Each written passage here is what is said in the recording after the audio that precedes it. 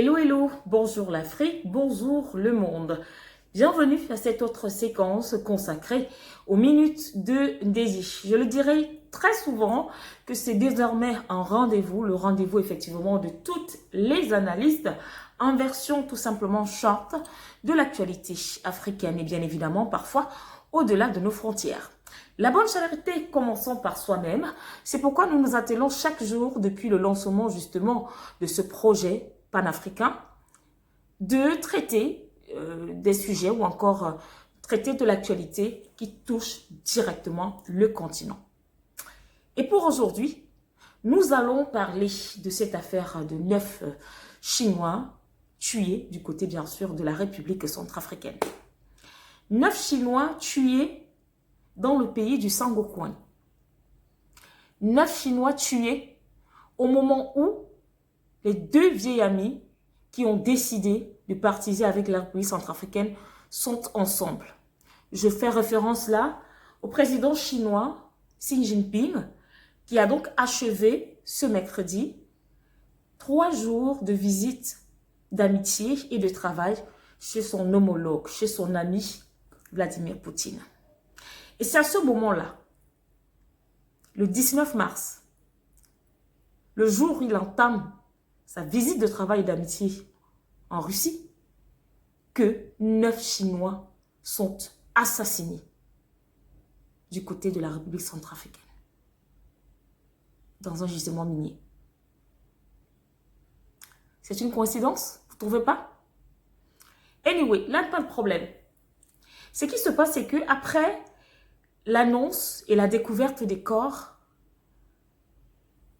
il y a une partie de la population qui roule avec des rebelles, on va le dire ainsi, avec des rebelles, ça je veux le dire, en l'occurrence la CPC, qui a donc pour leader le très célèbre exilé François Bozizé, qui a par ailleurs été président de la République centrafricaine, qui par la suite s'est réfugié pendant un bon bout de temps du côté du Tchad, et donc le frère Mahamat a dit qu'il n'a pas envie d'avoir les problèmes avec son voisin. Donc, il faut que les gens arrêtent de dire qu'il est complice de quoi que ce soit, d'une déstabilisation quelconque du côté de la République centrafricaine.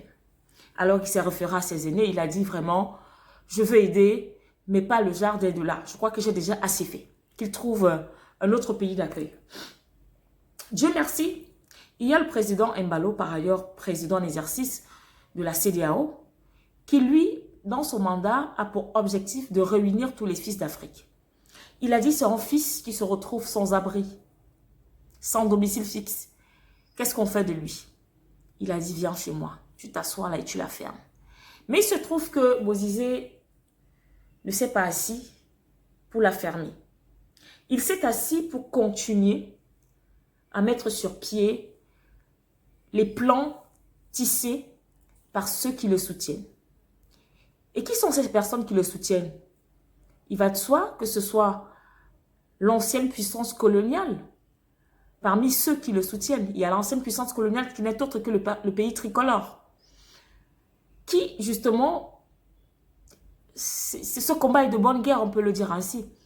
Quand on voit son précaré glisser entre les mains, il va de soi qu'on utilise toute forme de stratagème, si ce n'est pas pour récupérer, pour ternir l'image du challenger qui est en train de faire du bon boulot, ternir l'image du président actuel parce que ce dernier refuse de marcher sur les hordes, et bien évidemment, pourquoi pas, de tout gâter en déstabilisant le pays. C'est ce qui est en train de se passer. Juste après la découverte des corps, certains membres de la CPC ont vite fait d'accuser Wagner. Ils ne se sont pas limités à dire Wagner, ils ont dit les mercenaires de Wagner. Alors que quand on essaye de faire une petite analyse, un petit comeback, il y a tellement d'arguments qui incriminent la France. Je vais donner quelques petits exemples parce qu'ici nous ne sommes pas dans le cadre d'une émission, mais juste des minutes. Des petites minutes, comme je l'ai dit. Le décryptage se fait forcément sur d'autres plateformes. Alors, je vais commencer par le mois de mai 2021. Avec la fameuse histoire à M. Quignolo. Quignolo qui est bien sûr un Français qui a été découvert à Bangui en possession d'armes à feu. Il avait également plusieurs passeports à son actif. Alors, il a été accusé d'espionnage et bien évidemment de complot. Je ne vais pas m'étaler là-dessus. Il y a un autre cas qui est celui de ces 4 soldats français qui, ma foi, c'était en 2022, février 2022, disait accompagner un général des Nations Unies en terre centrafricaine.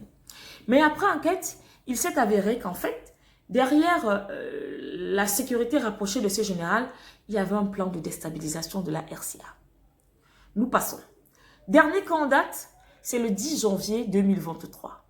Ils sont 2 Français qui sont arrivés à Bagnoles, on ne sait pas trop quelle alchimie, parce qu'en France, ils n'ont pas eu de visa, mais ils ont quand même, ils ont tout fait pour entrer en Centrafrique avec des visas expirés.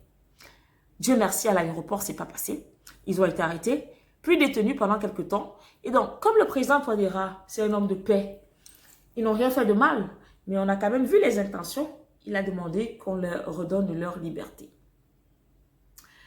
Quand on a ce genre d'éléments à son actif, on est quand même en droit de suspecter la France. Surtout que, on se rappelle, lorsque la Russie a officiellement dit, désormais, on va prendre la République centrafricaine sous notre aile, le ministre des Affaires étrangères de l'époque, qui n'est autre que Jean-Yves Le Drian, ne s'est pas caché. Il a dit, je vois d'un très mauvais œil la présence russe en République centrafricaine. Allez-y donc imaginer la suite pour quelqu'un qui déclare à ciel ouvert qu'il voit très mal ou qu'il voit d'un très mauvais œil la présence russe en République centrafricaine. Ce qui veut dire quoi? Qu'ils seront donc prêts à tout, ils vont tout faire. Si ce n'est pas pour déstabiliser la RCA, ce sera de ternir l'image du président et de son gouvernement, de ternir l'image de tous les soutiens à la République centrafricaine. Et c'est ce qui est en train de vouloir se passer. Mais heureusement que le gouvernement centrafricain ne s'est pas fait attendre et a directement répondu. Car les auteurs de ces crimes odieux seront traqués et sévèrement punis. Question. Selon vous, si jamais les auteurs de ces crimes sont attrapés, parce qu'ils seront attrapés, quelle sentence souhaiteriez-vous qu'on leur inflige? Qu'est-ce qu'on fait de François Bozizé? La réflexion est ouverte. À bientôt.